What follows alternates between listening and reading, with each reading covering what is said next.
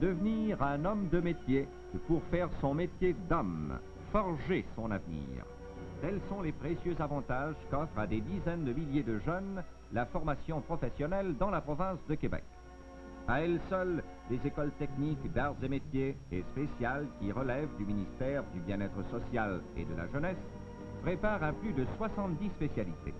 En voici quelques-unes enseignées dans les écoles spéciales.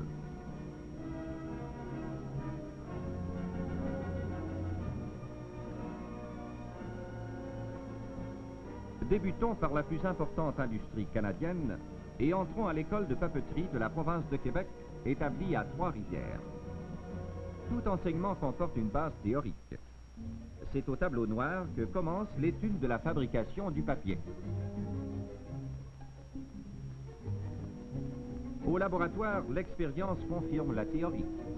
Pendant 3 ou 4 ans, selon ses études antérieures, l'élève apprendra par les cours théoriques et les travaux pratiques tous les secrets de la fabrication du papier et de ses produits. Au fond de ce récipient se mêlent les espoirs du débutant. Les élèves ont à leur disposition l'équipement scientifique de la plus importante école du genre au monde. La formation spécialisée qu'ils reçoivent, étayée par des cours de culture générale, scientifique et mathématique, leur permet la maîtrise de la profession en les préparant aux situations clés de l'industrie papetière.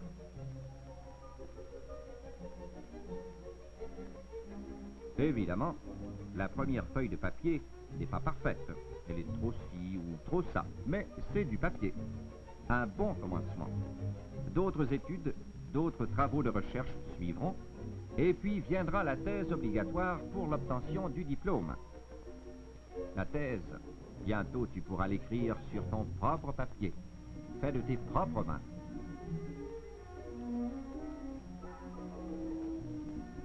L'usine. On en rêve en première année, on y entre en troisième. Et là, on retrouve, à échelle réduite, une usine complète pour fabriquer du papier. D'une machine à l'autre, étape par étape, l'élève suit les transformations depuis la bille de bois mou jusqu'au rouleau de papier.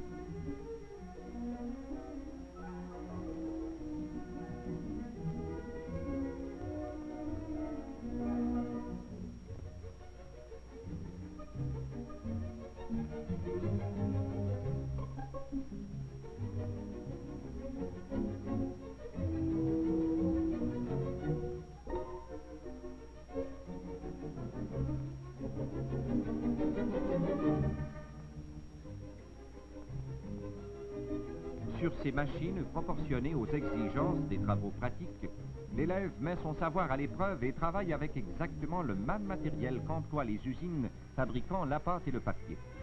Seules les dimensions changent.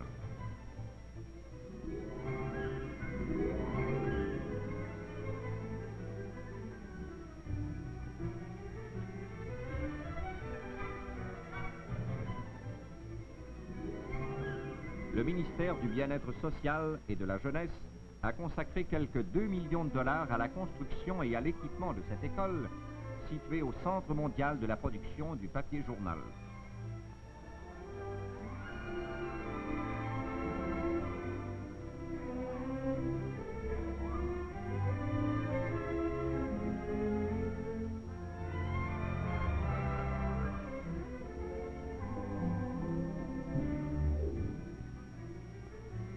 Près de la moitié de la production canadienne de papier journal provient de la province de Québec, donnant ainsi l'avantage de faire leur métier d'homme à des milliers d'hommes de métier.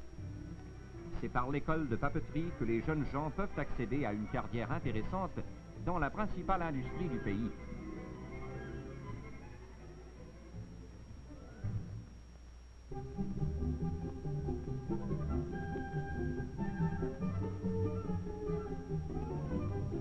Le papier manufacturé, il reste à en faire des livres, des journaux et autres imprimés.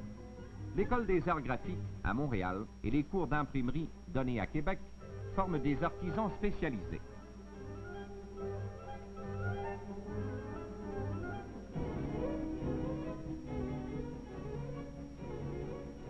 Les cours sont organisés selon la formule de l'atelier école. Ainsi, le jeune homme qui veut se faire une carrière des arts graphiques s'entraîne aux pratiques d'atelier et aux méthodes de production, tout en complétant sa formation par des cours académiques.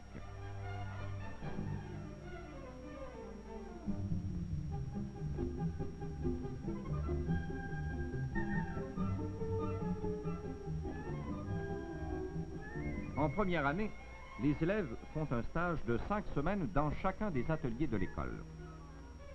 Ils s'initient alors aux principales branches des arts graphiques et constatent la relation qu'elles ont entre elles. Ainsi, ils peuvent mieux choisir le domaine particulier dans lequel ils désirent se spécialiser.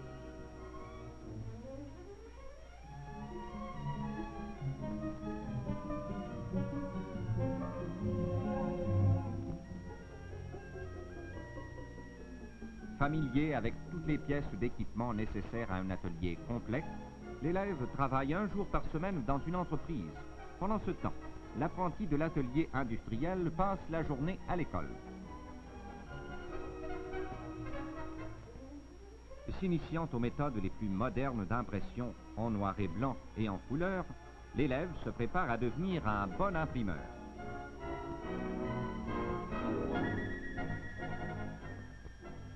L'élève peut aussi, s'il le veut, apprendre à habiller ses plus beaux travaux.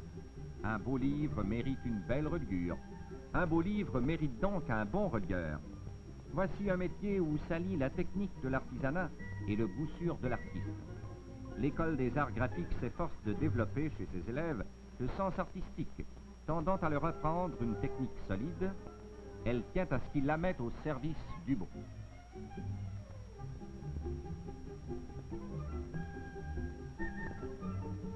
Le beau cuir, si doux au toucher, recouvre le papier de luxe. La dorure sur tranche va conférer au livre ses titres de noblesse. Il est beau le métier de celui qui diffuse la pensée des hommes et met de l'or sur leurs écrits.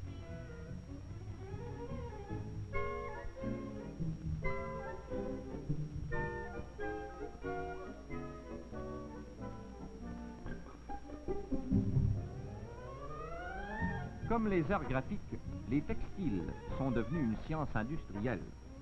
Tisserand, vieux mot comme pourpoint, autre chose, vieux métier qui s'est renouvelé dans ses techniques.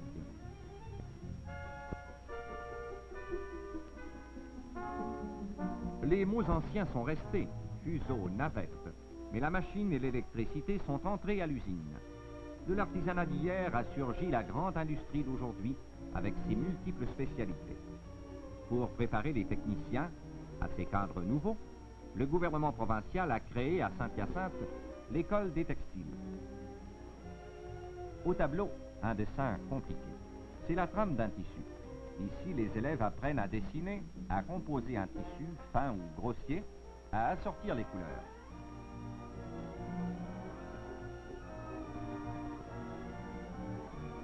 La science moderne a inventé des appareils pour mesurer la résistance des tissus.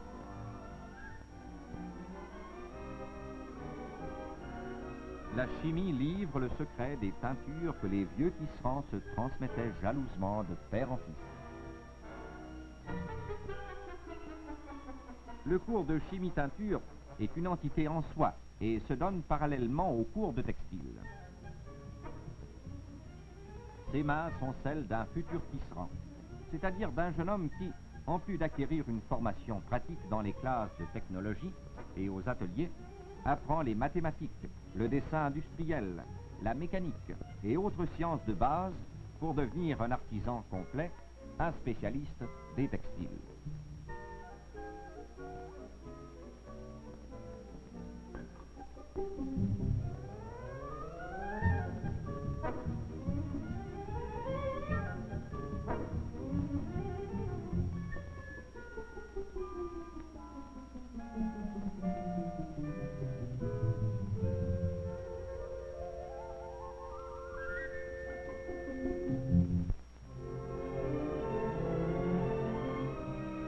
De la fabrication des textiles, passons à celle des vêtements.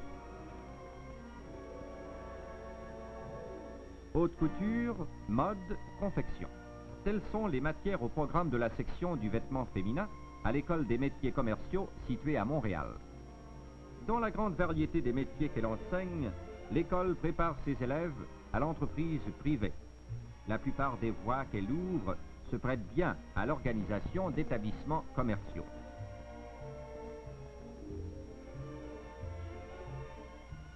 Avant de songer à créer des modèles exclusifs tant recherchés, il faut apprendre à tailler, assembler, coudre, soit à la main, soit à la machine, à confectionner plis, ponces, empiècements, encolures et le reste.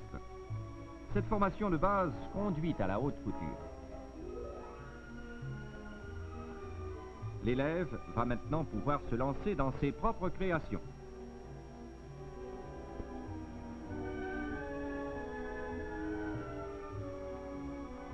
L'idée devient dessin, premier stade. Croquis, composition, histoire du costume favorisent l'inspiration.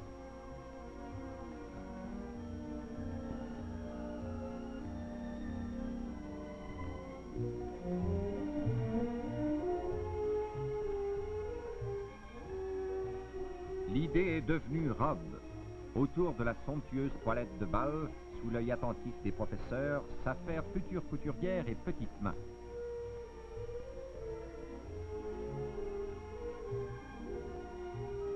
Une femme chic recevra des compliments flatteurs sur sa belle robe, une création de haute couture, le devoir bien fait des étudiantes de l'école des métiers commerciaux.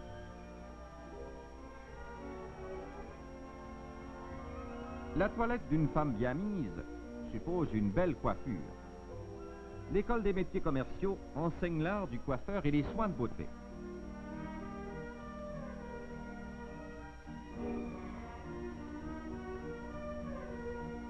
Messieurs, ne vous inquiétez pas.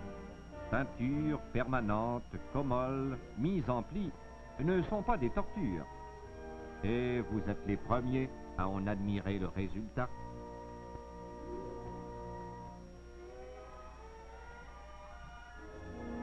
Que dire quand des soins de beauté, massage et manucure compléteront la toilette?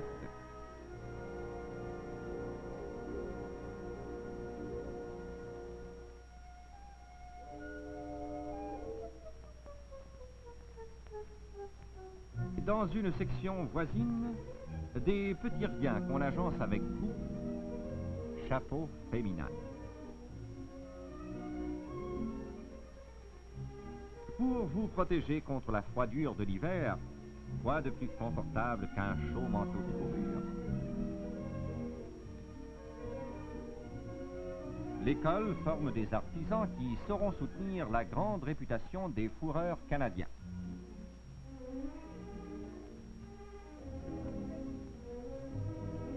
À votre tour, messieurs. Savez-vous qu'il faut 2 ans pour apprendre à confectionner vos complets et paletots? L'élégance n'est donc pas l'apanage exclusif du beau sexe.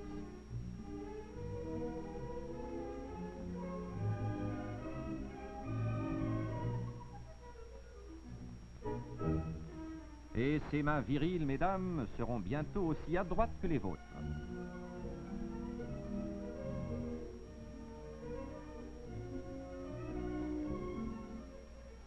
Figaro fut célèbre sans école de barbier.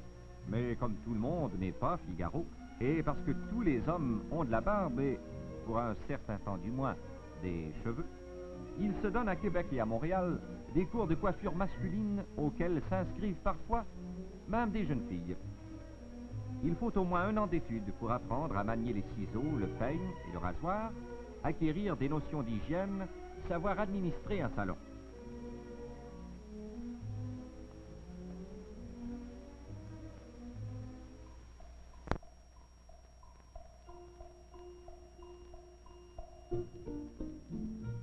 Notre siècle de vitesse exige la ponctualité et la mesure du temps est une technique de précision.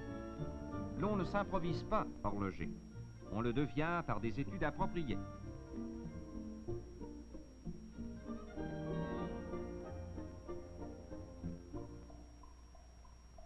Penché sur cet univers grossi à la loupe de ressorts de pierres scintillantes et de rouages dentés, l'élève apprend à rythmer la marche du temps.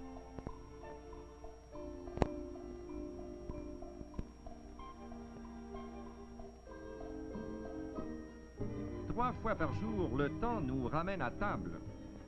Il est important, celui qui règne sur les fourneaux, sur les casseroles, et qu'on appelle chef. La réputation d'un bon hôtel dépend en partie de sa cuisine. L'École des métiers commerciaux contribue par ses cours de cuisine professionnelle au bon renom des plats du Québec.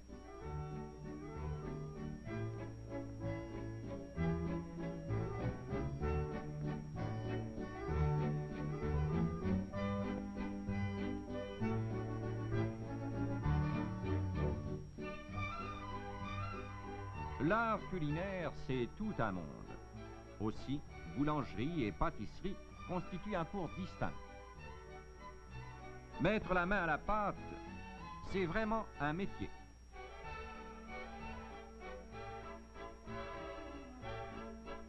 Un bon gâteau mérite d'être bien présenté. Ici encore, l'art et la technique produisent des chefs-d'œuvre qui plaisent autant à l'œil qu'aux palais les plus délicats.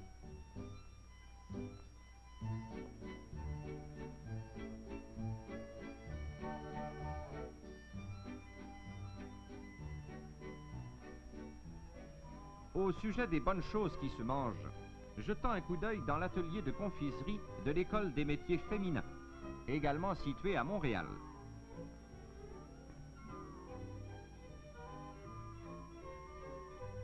Et tout en dégustant un chocolat, faisons le tour de l'école. Nous voici au cours sur les fantaisies à l'aiguille. Au tableau noir, un projet de broderie. L'École des métiers féminins vise à préparer les étudiantes à des travaux qu'elles peuvent pratiquer soit au foyer, soit à l'atelier. Elles peuvent aussi, en certains domaines, établir leur propre commerce.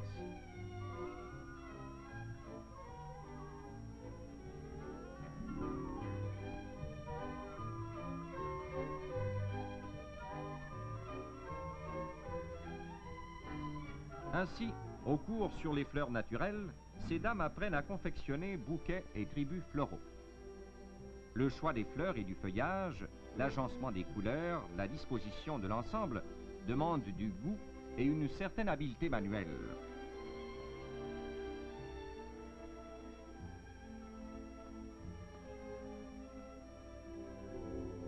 Le même talent s'applique aux fleurs artificielles, mais avant d'apprendre à les ordonner, il faut savoir les fabriquer.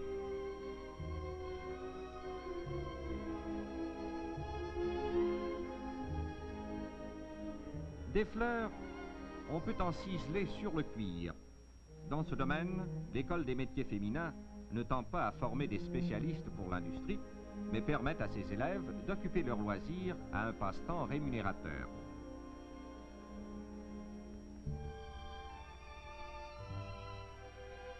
On ne compte plus les sphères de l'activité humaine où l'art joue un rôle de premier plan.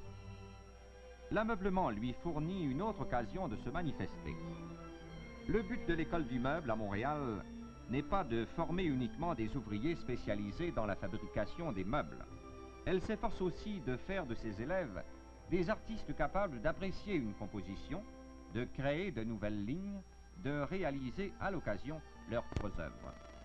Son enseignement touche non seulement à la fabrication des meubles, proprement dite, mais aussi à la menuiserie d'art, à l'ébénisterie, à la sculpture sur bois et le reste.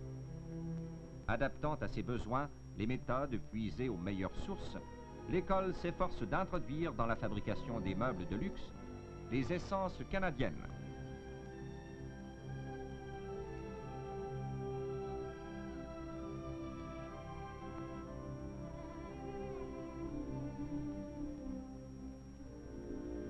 Que ce soit au cours d'artisanat, d'apprentissage ou aux cours spéciaux, on retrouve dans l'enseignement de l'école du meuble le même souci, inculquer à l'élève le goût et l'amour du beau travail bien fait. Ainsi, pour le fini d'un meuble, il y a polir et bien polir.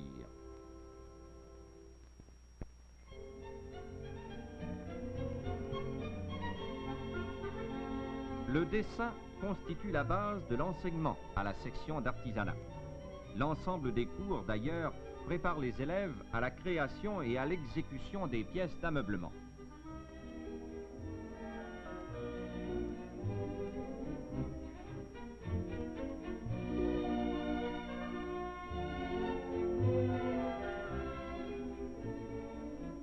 Il ne faut pas compter les heures quand on sculpte patiemment le bois fin.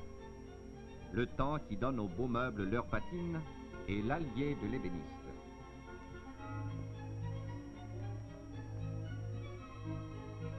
La garniture des sièges occupe une place de premier plan au programme. Après leurs études, les élèves obtiennent le certificat de tapissier garnisseur.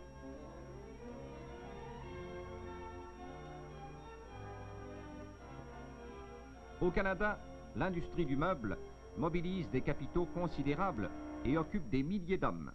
Ainsi apparaît nettement la nécessité de former une élite d'artisans habiles et consciencieux. De plus, la fabrication des meubles exclusifs fournit aux diplômés un champ d'action intéressant.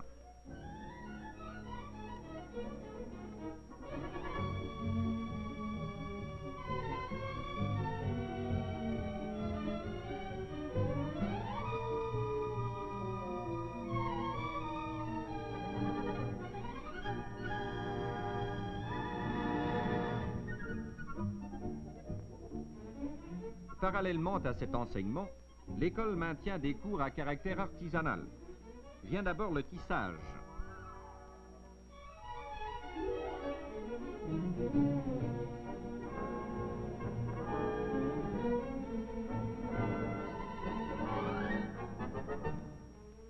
Magie des fibres qui s'entrecroisent sur le métier, travail créateur de l'élève. Selon la même formule artisanale, s'enseigne la céramique.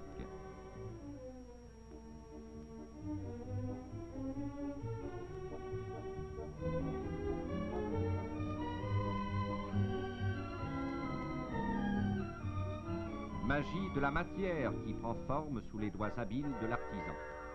L'école du meuble ouvre une voie nouvelle aux jeunes gens qui, pourvus de goût et d'aptitudes artistiques, désirent faire leur marque dans le domaine des arts appliqués à l'industrie de l'ameublement.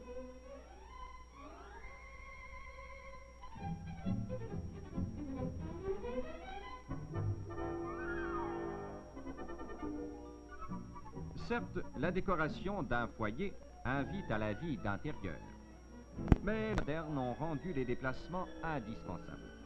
Le nombre de véhicules moteurs augmentant sans cesse exige des travailleurs versés dans leur réparation et leur entretien. Le ministère du Bien-être social et de la jeunesse maintient 2 écoles de l'automobile, l'une à Montréal, l'autre à Québec, et dispense un enseignement similaire dans une douzaine de ces autres écoles. L'élève apprend la réparation et la mise au point de tout le circuit électrique et sa relation avec les autres organes du véhicule.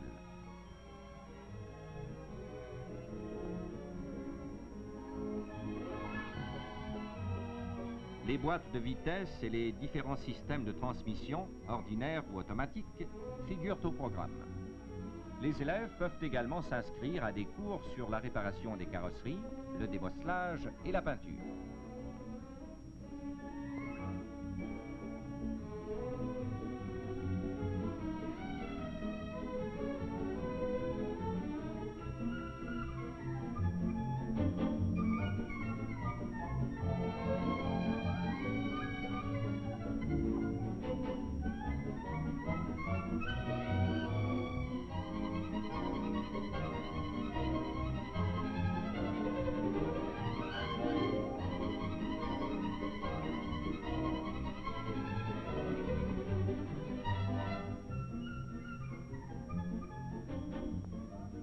Les écoles de l'automobile abritent également des ateliers et des salles de cours où l'élève étudie les moteurs diesel.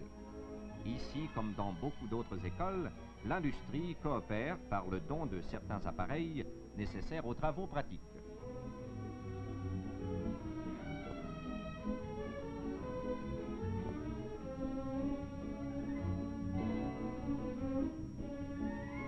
Des moteurs, il y en a de toutes sortes et de toutes tailles.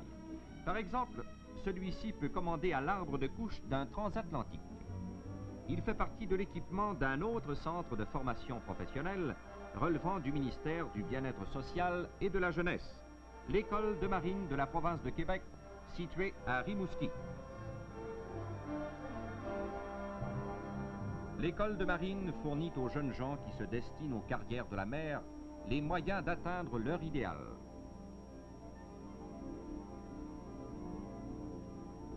Par son cours de navigation, elle prépare des officiers de pont entraînés à la manœuvre générale des bâtiments et bien au courant de leurs responsabilités à l'endroit des passagers, de l'équipage et de la cargaison.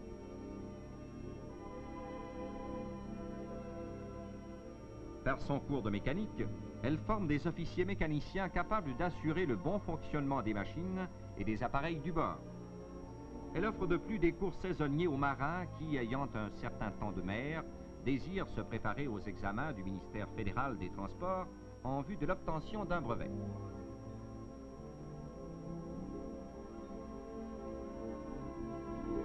L'école de marine est la seule du genre au Canada à posséder son propre vaisseau d'entraînement. Chaque été, le Saint-Barnabé quitte le quai de Rimouski. C'est le début d'une croisière obligatoire pour tous les élèves.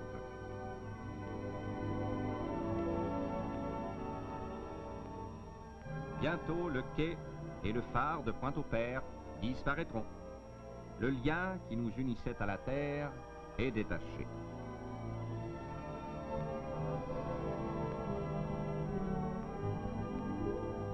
Comme monte le drapeau, monte l'appel du large. Monte aussi la voix du capitaine quand tu dévies d'1 degré pendant ton quart à la timonerie. Monte la voix du lieutenant qui ordonne « Frappe ».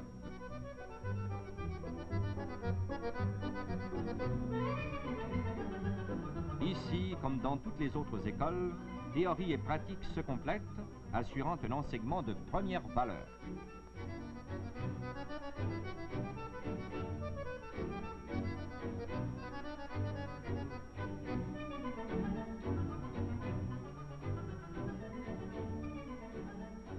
Exercice de sauvetage. Munis de leur ceinture, les hommes abandonnent le bateau.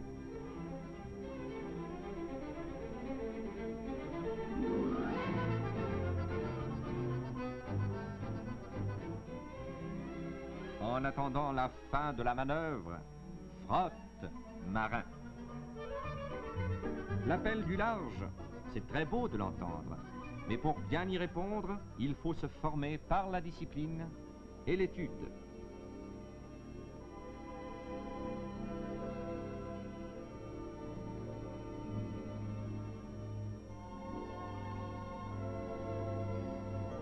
Il en est ainsi de l'avenir. Pour préparer la génération montante aux tâches qui l'attendent, le ministère du Bien-être social et de la jeunesse se préoccupe de l'orientation des jeunes, donne chaque année des milliers de bourses d'études, maintient un bureau de placement pour les diplômés de ces écoles, offre l'avantage d'une formation spécialisée grâce à ses écoles techniques, d'arts et métiers et spéciales, grâce aussi à ses cours post-scolaires et par correspondance. Par cet enseignement professionnel, les jeunes ont maintenant l'occasion de participer pleinement à l'essor industriel du Québec et de profiter des avantages qui en résultent. Mettre en valeur notre plus grande richesse, la jeunesse, pour lui forger un avenir prometteur, tel est le but que poursuit la formation technique dans la province de Québec.